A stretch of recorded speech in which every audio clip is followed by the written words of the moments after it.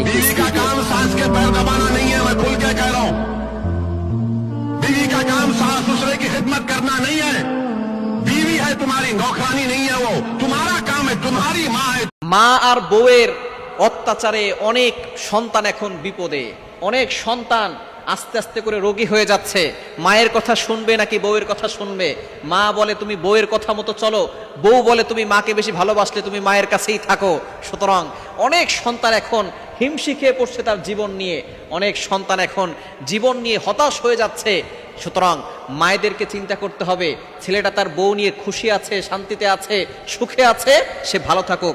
বউকেও চিন্তা করতে হবে, তার সন্তান তার মাকে তো কিছু দিবেই, অবশ্যই সন্তানের দায়িত্ব আছে। এভাবে যদি বউ স্যাক্রিফাইস করে, মাও স্যাক্রিফাইস করে, তাহলে সংসারের অনেক সন্তানরা শান্তিতে থাকতে পারে। কিন্তু দুঃখজনক হলেও সত্য, মাও সন্তানকে শান্তি দেয় না, স্ত্রীও তার স্বামীকে শান্তি দেয় না। শেষ পর্যন্ত দেখা যায় টকবগে যুবকটা আস্তে আস্তে করে বুড়া হয়ে যাচ্ছে, টকবগে যুবকটা চিন্তা করতে করতে আস্তে আস্তে মৃত্যুর দ্বার প্রান্তে চলে যাচ্ছে।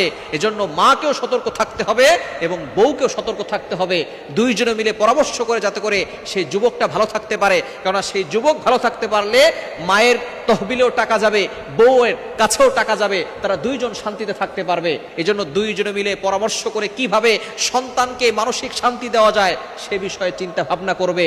বউ আর শাশুড়ি মিলে ঝগড়া করলে কিন্তু সন্তান কখনো শান্তিতে থাকতে পারে।